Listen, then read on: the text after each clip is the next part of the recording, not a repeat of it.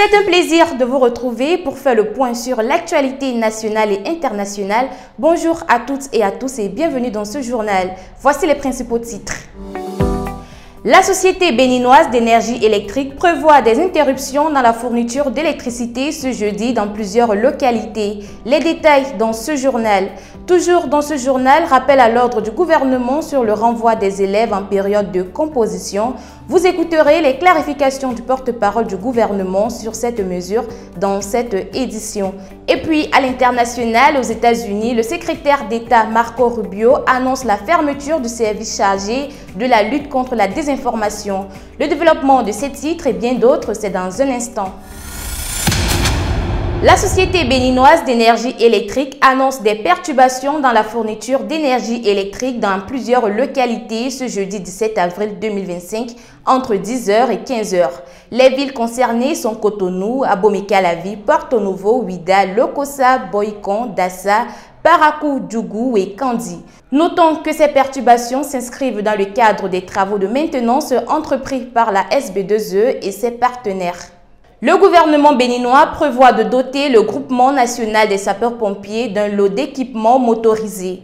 C'est une décision prise lors du Conseil des ministres de ce mercredi 16 avril 2025 afin de renforcer les moyens d'intervention de cette unité. Il s'agit notamment de 5 véhicules d'intervention pick-up 4x4, 10 véhicules de secours et d'assistance aux victimes et 2 camions-citernes de lutte contre les incendies qui vont permettre au groupement national de sapeurs-pompiers d'accroître leur capacité opérationnelle à travers la modernisation progressive et l'extension de son maillage territorial.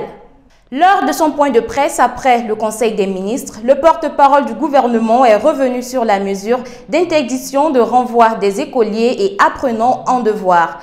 Si cette décision du gouvernement vise à éviter l'humiliation des élèves, elle n'est pas un chemin tracé vers l'irresponsabilité pour les parents d'élèves. Suivez plutôt les clarifications du porte-parole du gouvernement, Wilfried Léandre Humbedji.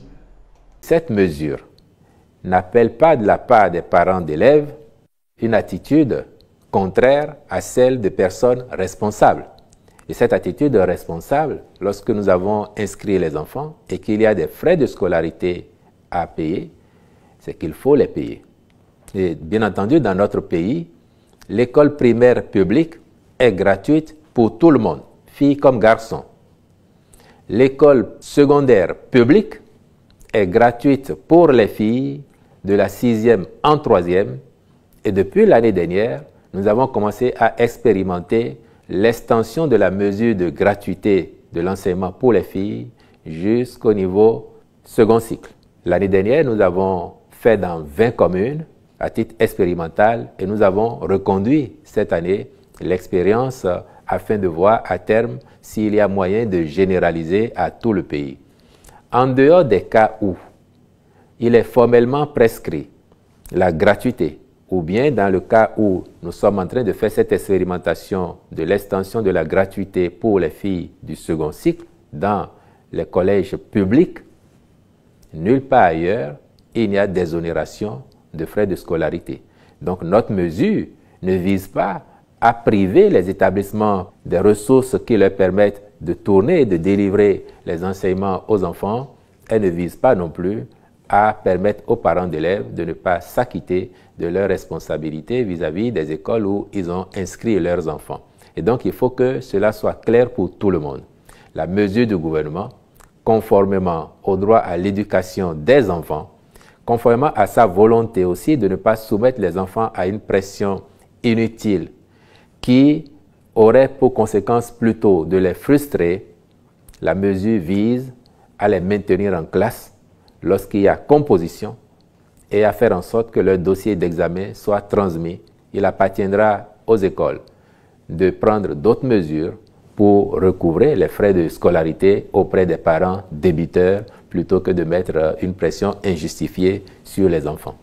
Dans le cadre de la 2e édition des Innopharma Days, le laboratoire Innotech International, fabricant de plusieurs gammes de produits, a mené du 24 mars au 11 avril 2025 une vaste campagne de sensibilisation sur le déparasitage en direction des professionnels de santé et de la clientèle des pharmacies.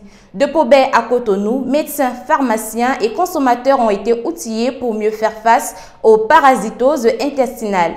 Plus de détails dans cet élément. Aujourd'hui, nous avons cette information et c'est très important. Ça va nous permettre au moins de dormir moins bête aujourd'hui. Soucieux du bien-être et de l'amélioration de la santé des Béninois, le laboratoire Innotech International, fabricant de plusieurs gammes de produits dont Helmentos à base de Pyrantel et Totema, a initié une série de communications à l'endroit des professionnels de santé et de la clientèle des pharmacies. Objectif, fournir des informations thérapeutiques fiables pour une meilleure prise en charge des parasitoses intestinales. Cette initiative s'inscrit dans le cadre d'une campagne de santé dédiée à la sensibilisation sur le déparasitage. InnoPharma Days, c'est un moment où la population est sensibilisée donc sur l'intérêt du déparasitage et qui prépare donc cette population-là à pouvoir rester et demeurer en bonne santé. On travaille avec InnoPharma Days dans les pharmacies et avec les pharmacies.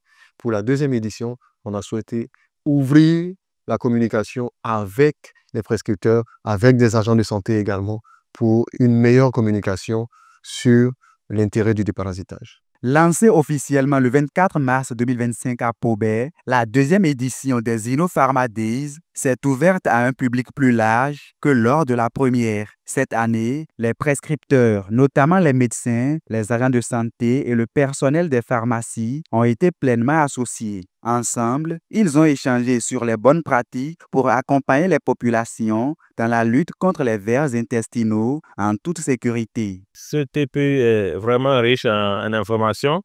Il fallait venir suivre parce que c'est vrai qu'on était déjà habitué à Helmentos auparavant. Et en tant que gynécologue, nous sommes forcément habitués à Helmentos, mais sans savoir qu'on avait autant d'avantages. Helmentos, c'est déjà une molécule que nous manipulions depuis très longtemps. Aujourd'hui, nous avons eu des informations complémentaires par rapport à ça, surtout par rapport à la stérilité, l'infertilité et tout ça. Là. Nous avons eu des informations complémentaires. Sinon, c'est une molécule que nous aimions manipuler, que nous manipulons depuis longtemps. Le mercredi 2 avril 2025, cap sur Cotonou, la capitale économique. Cette fois, les délégués du laboratoire Innotech International ont ciblé les consommateurs. À la pharmacie du rond-point de la place Bulgarie, plusieurs usagers ont reçu des conseils pratiques pour mieux choisir leur déparasitant en cas de besoin. C'est pour se déparasiter. Sinon, c'est une prévention. Dans la maison, tout le monde a pris, mais j'ai un nourrisson aussi qui n'a pas encore. Donc, à arriver, je me suis approché pour des conseils, quoi prendre pour le nourrisson. Donc, la dame m'a conseillé d'aller avec Helmentos. C'est ça que je viens de prendre. La campagne de sensibilisation de la deuxième édition des InnoPharma Days s'est achevée le vendredi 11 avril au restaurant Le Kidou à Cotonou. À cette occasion, plusieurs médecins généralistes ont eu droit à des informations techniques sur la composition du déparasitant Helmentos et les avantages qu'il présente par rapport aux autres produits. Des échanges dont ces prescripteurs ont salué la qualité. Ils repartent mieux outillés pour assurer une prise en charge plus efficace des parasitoses intestinales chez leurs patients. On n'avait pas déjà cette mise à jour d'informations concernant l'albendazole plus serait quand même malgré les avantages quand même néfastes pour la santé, surtout chez les femmes, et en l'occurrence sur la fertilité. C'est une bonne chose que les délégués ait instauré cette séance d'information, surtout parce que ça représente quand même une information portée à nos médecins et ça va nous permettre de mieux prendre en charge nos patients en cas de parasitose. Nous avons constaté qu'il y a beaucoup de bienfaits à prescrire ce produit puisque la molécule mère, c'est le Pyrantel et c'est une molécule qui est à l'âge spectre pour gérer tout cas de parasitose intestinale et aussi c'est une molécule qui est à moins de risque. Spécialisé dans la prise en charge des maladies du quotidien, le laboratoire Innotech International propose, depuis plus d'un siècle, des produits fiables tels que Helmentos et Totema pour traiter les parasitoses comme l'ascaridiose, l'oxyurose, l'ankylostomiase ainsi que les anémies ferriprives. Ces médicaments, disponibles dans toutes les pharmacies du Bénin à un prix abordable et sous plusieurs formes, sont particulièrement recommandés en ce début de saison pluvieuse période propice à la consommation de fruits comme les mangues, souvent à l'origine de certaines infections parasitaires. Retour sur l'affaire nourrice tuée à Avrancourt 2 semaines après le drame. L'INF, l'Institut national de la femme, s'implique désormais. Mardi dernier, une délégation conduite par la secrétaire exécutive de l'institution s'est rendue au domicile de la victime à Porto Novo. L'INF est allé prendre des nouvelles du nourrisson et de la famille. L'institution chargée de protéger la femme qualifie le crime de féminicide et envisage de se constituer partie civile aux côtés de la famille.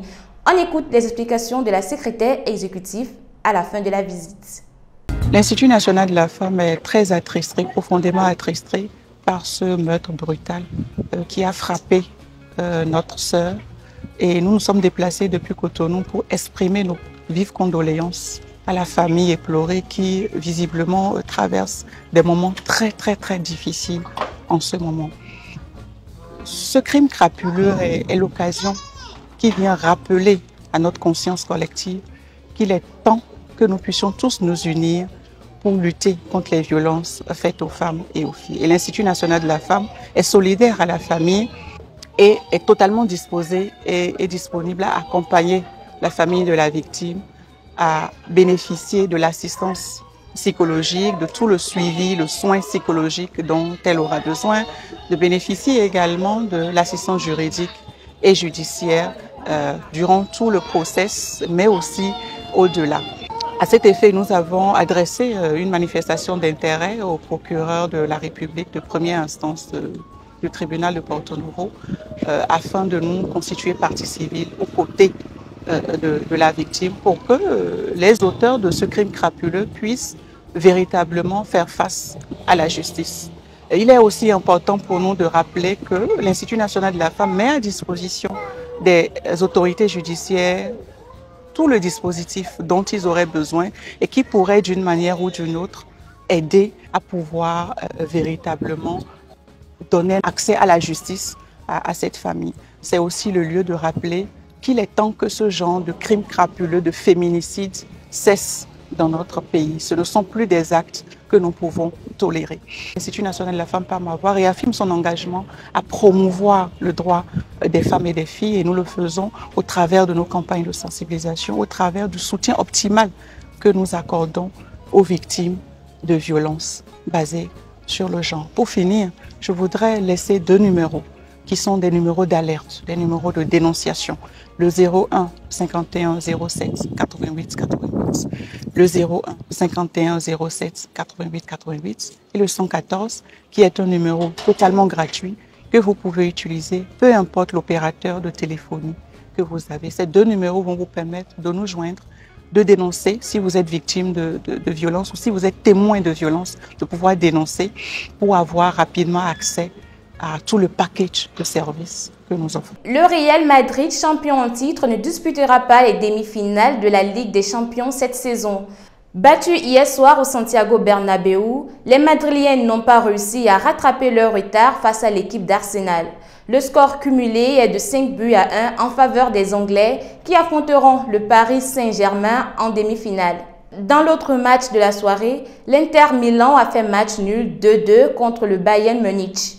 Grâce à sa victoire 2-1 au match aller, le club italien se qualifie pour le dernier carré de la compétition et affrontera le FC Barcelone avec l'espoir de retrouver la finale après 2 ans d'absence. La présidente du Conseil italien, Giorgia Meloni, va rencontrer Donald Trump ce jeudi à Washington. C'est pour essayer d'obtenir des concessions sur les taxes douanières. La chef du gouvernement italien va mener des négociations au nom de tous ses partenaires de l'Union européenne. Elle a été poussée à mener cette mission car elle était la seule dirigeante européenne invitée à l'investiture du président américain en janvier dernier. Les deux partagent des idées conservatrices sur l'avortement, l'immigration et la religion. Je l'annonçais en titre, le secrétaire d'État américain Marco Rubio a annoncé hier la fermeture du service chargé de lutter contre la désinformation et les ingérences étrangères. Il a justifié cette décision dans un communiqué en affirmant vouloir protéger la liberté d'expression qu'il juge menacée, notamment en Europe. Cette fermeture intervient alors que des experts alertent sur les risques de campagnes de désinformation menées par des pays comme la Chine et la Russie. Voilà qui met un point final à cette édition. Vous pouvez également la voir en publication sur notre site internet hcdtv.bj et sur tous nos canaux digitaux tous les jours à 13h, 16h, 20h, 23h, 3h et à 7h du matin. En attendant de vous retrouver demain pour un nouveau point sur l'actualité, portez-vous bien.